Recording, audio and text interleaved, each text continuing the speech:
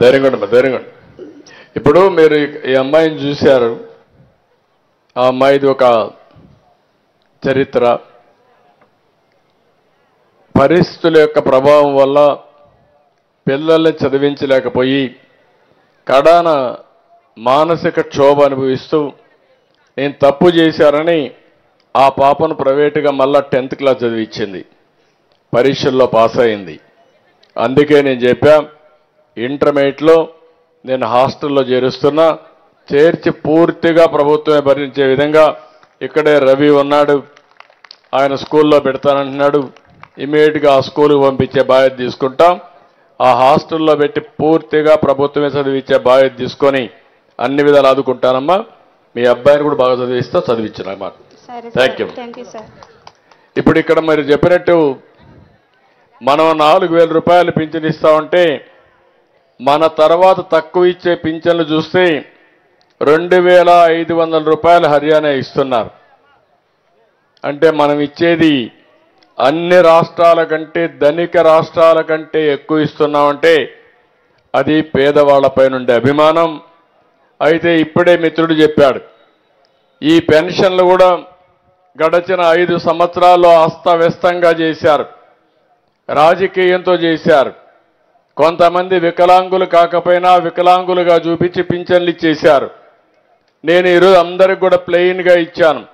కానీ ఒకటే ఆమె ఇస్తున్నా, ఇదే మారిగా గ్రామ సభ పెట్టి ఆ ఊర్లో ఇచ్చే పింఛన్లన్నీ కూడా ఎవరైతే అర్హులున్నారో వారందరికీ ఇచ్చే ఏర్పాటు చేస్తాను.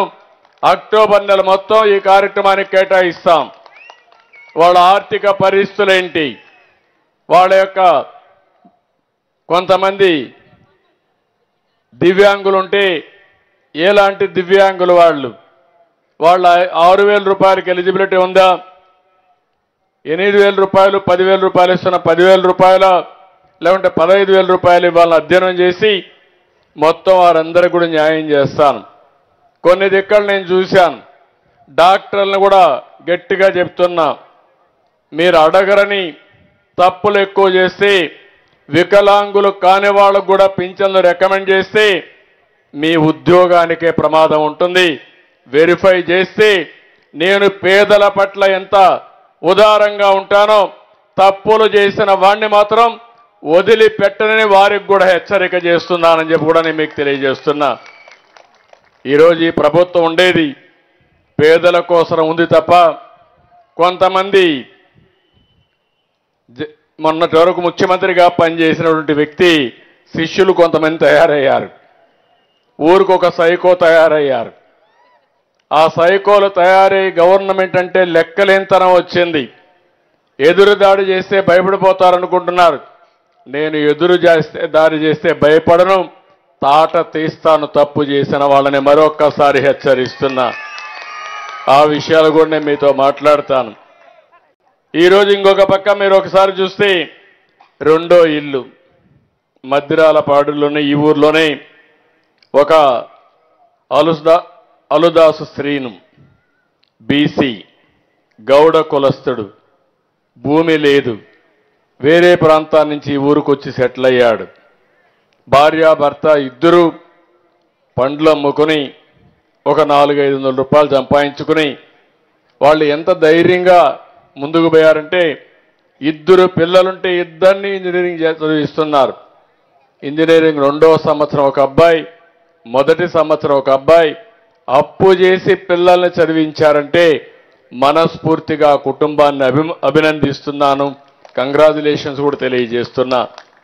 ఇదొక స్ఫూర్తి. నేను ఆ అబ్బాయిని చూశాను, ఇల్లు కూడా 40 ఏళ్లే, అతను 45 సంవత్సరాలు, భార్యకు 40 సంవత్సరాలు. అప్పుడే షుగర్ వచ్చింది. ఏంటా ఈ వయసులో షుగర్ అంటే ఎక్కువ టెన్షన్ అయిపోయింది అన్నాడు. నీకు టెన్షన్ దేనికోసం అంటే పిల్లల్ని చదివించాలి, మళ్ళీ నేను ఇలాంటి పనులన్నీ చేయాలి, నేను పోయి పళ్ళు తీసుకొస్తాను, నా భార్య అమ్ముతుంది, దీనివల్ల పిల్లల్ని చదివించి పైకి వస్తున్నాం అంటే ఇల్లు లేదంటే ఇల్లు శాంక్షన్ చేయమన్నాను. ఇంటి జాగా కూడా లేదు. ఇప్పుడే సర్పంచ్ గారు ఇక్కడ ఉన్నారు, కలెక్టర్ గారు ఉన్నారు.